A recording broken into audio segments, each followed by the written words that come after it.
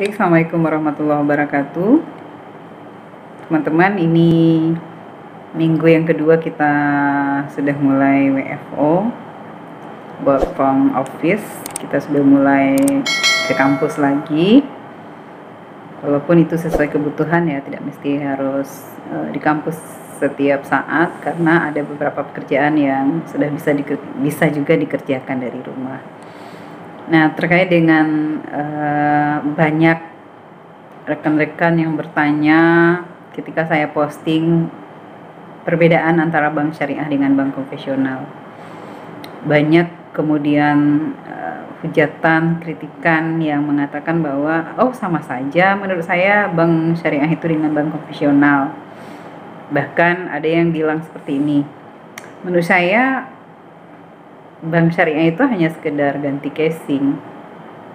Pada kenyataannya sama saja. Nah, saya sebagai dosen di Fakultas Ekonomi dan Bisnis Islam dan mengajar perbankan syariah tidak juga bisa menyalahkan persepsi masyarakat seperti itu, karena memang secara kasat mata atau mungkin ada nasabah-nasabah yang merasa kecewa dengan sistem perbankan syariah kemudian menganggap sama saja. Tapi menurut keyakinan saya berbeda antara bank syariah dengan bank konvensional. Jadi kenapa saya sering berkampanye ayo kita ke bank syariah, ayo kita mulai tinggalkan riba, karena memang berbeda sistem perbankan syariah dengan sistem perbankan konvensional. Di perbankan syariah kita tidak lagi disuguhi dengan sistem bunga, tapi semua akad-akadnya disesuaikan dengan prinsip-prinsip syariah. Mulai dari kegiatan bank syariah itu ada funding, menghimpun dana dari masyarakat, financing, memberikan pembiayaan atau lending kepada masyarakat, dan servisnya memberikan jasa-jasa kepada masyarakat. Itu akad-akad yang digunakan adalah akad-akad yang sesuai dengan prinsip syariah. Nah, lalu apa bedanya?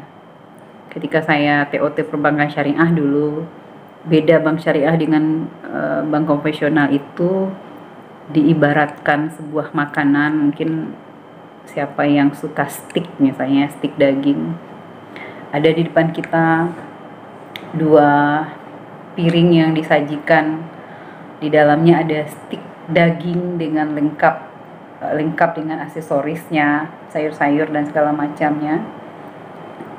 Di piring yang pertama disajikan steak daging yang berlabel halal. Di piring yang kedua disajikan dengan tampilan yang sama-sama menarik, akan tetapi di piring yang kedua ini tidak berlabelkan halal. Kira-kira kita mau pilih yang mana? Kita pilih yang jelas-jelas sudah halal secara syariat, atau yang kita masih meyakini bahwa ini ada riba di dalamnya tapi tetap juga dipakai. Nah, kembali lagi ke hati nurani kita. Kita mau makan daging steak yang sudah dibakar itu, yang terhidang, yang kita jelas itu adalah daging sapi yang halal untuk kita makan, dan proses penyembelihannya sampai penyajiannya adalah sesuai prinsip syariah. Atau kita mau makan steak atau daging sapi yang di hadapan kita tersedia, bentuknya menarik dan banyak orang memakan itu, tapi kita tahu bahwa ini di dalamnya ada unsur babinya. Kita mau pilih yang mana? Itu kembali lagi kepada hati kita masing-masing. Mau makan steak yang jelas daging sapi halal difatwakan oleh MUI, atau mau makan steak yang di dalamnya ada unsur babi, dan babi adalah haram. Kembali lagi ke keyakinan kita. Keyakinan saya mengatakan bahwa prinsip syariah yang diterapkan oleh perbankan syariah itu sudah sesuai dengan prinsip-prinsip yang diatur oleh ulama melalui fatwa DSN MUI. Semua produk-produk yang ada di perbankan syariah itu sudah melalui kajian secara mendalam oleh ulama melalui fatwa DSN MUI. Baru produk itu boleh dipakai di lembaga keuangan syariah.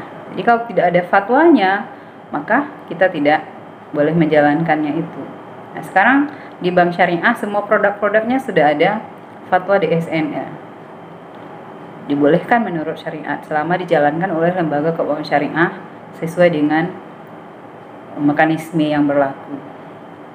Toh ada kekecewaan. Nah, mungkin itu dilakukan oleh oknum atau mungkin lembaganya yang belum memahami sepenuhnya seperti yang difatwakan oleh DSN MUI. Dalam usul fikih ada sebuah kawaid fikih, kaidah fikih mengatakan bahwa malayudriku kuluhu layudriku kuluh. Apa yang tidak bisa kamu ambil semuanya, maka jangan tinggalkan juga semuanya. Ketika ada lembaga keuangan syariah yang belum menerapkan murni 100% seperti aturan syariah, kemudian jangan pula kita meninggalkan. Kenapa? Sudah ada syariah, kemudian jangan kita kembali lagi ke sistem konvensional. Mudah-mudahan bisa dipahami. Assalamualaikum warahmatullahi wabarakatuh.